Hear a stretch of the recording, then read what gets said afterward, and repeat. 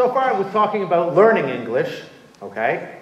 A little bit about learning English, more about learning through English, what else is happening in our lessons as students are learning.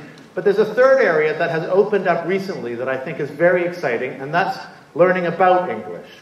Learning about what is happening to English and why it is, for the first time in our history, we have an international language with such spread around the world. And people have been saying this is worth mentioning in general English classes, it's worth talking about.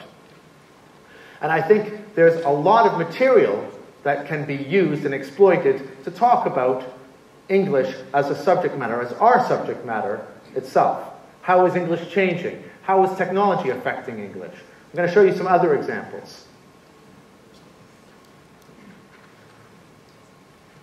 There were two parts in Global that we wanted to do that. One is text and information about English as an international language, but it was also important, we thought, that students hear what international English sounds like. So a project we did was called Global Voices, where we interviewed people on the street from different countries, and then we wrote the material afterwards. So it's authentic listening from nationalities around the world.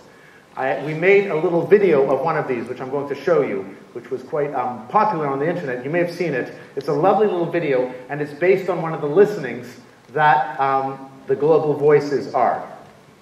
Just going to get it up here.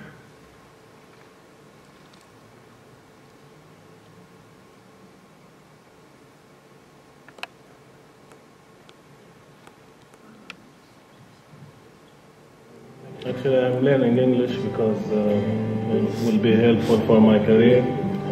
I'm learning English because, first of all, I want to be a teacher of English in my country.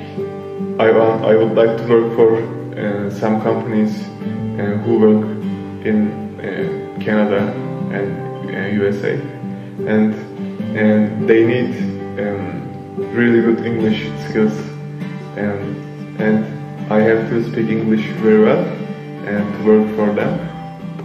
Well, I believe that English is very important nowadays, as you cannot continue studying without using English, because it's the international language nowadays. I'm learning English because I love it. I love the English culture, the American culture, its movie, its music. English is world language, so we need to study English. It's essential. And personally, I want to be a politician, or I want to be a diplomat, which my father wants. So I think English is the most important thing for a politician or a diplomat.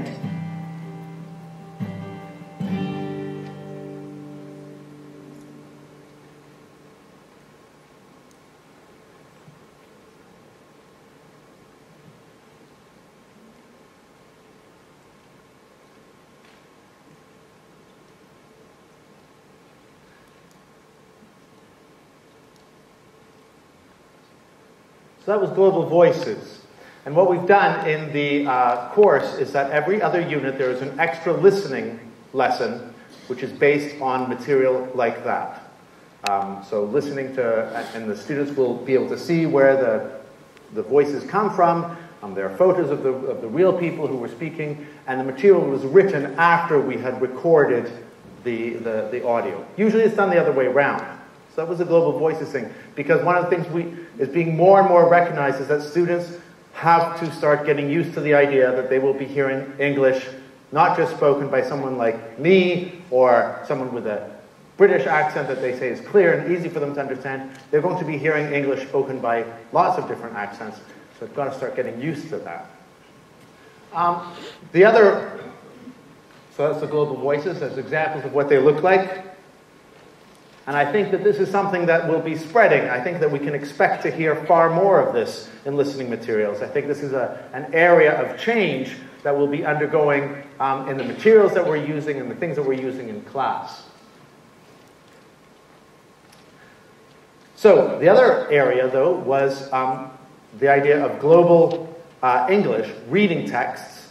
And for that, I was deeply honored that we were able to convince David Crystal, who everyone here knows who he is, world's foremost expert on English as an international language, we were able to convince him to write for Global texts about English as a world language. And these are, every other unit, there's a Global Voices, and then there's a Global English, a reading text about some area of English as an international language with reading comprehension and discussion points and so on. Because we also feel that this is important, and it's our subject matter. I'll give you an example of the kind of things that he has written about. Different varieties, how are they different? Sports English, Indian English, Canadian English, English in food words, language play, the future of English.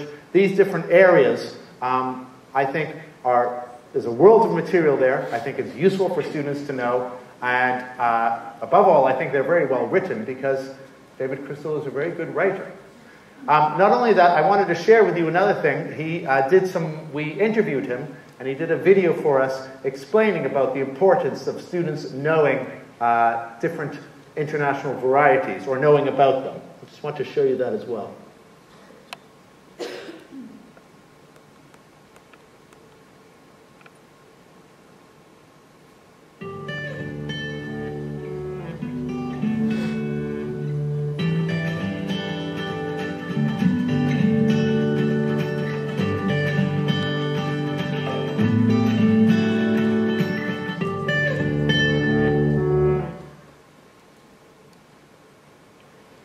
It's essential that English learners know about what's going on in English language around the world.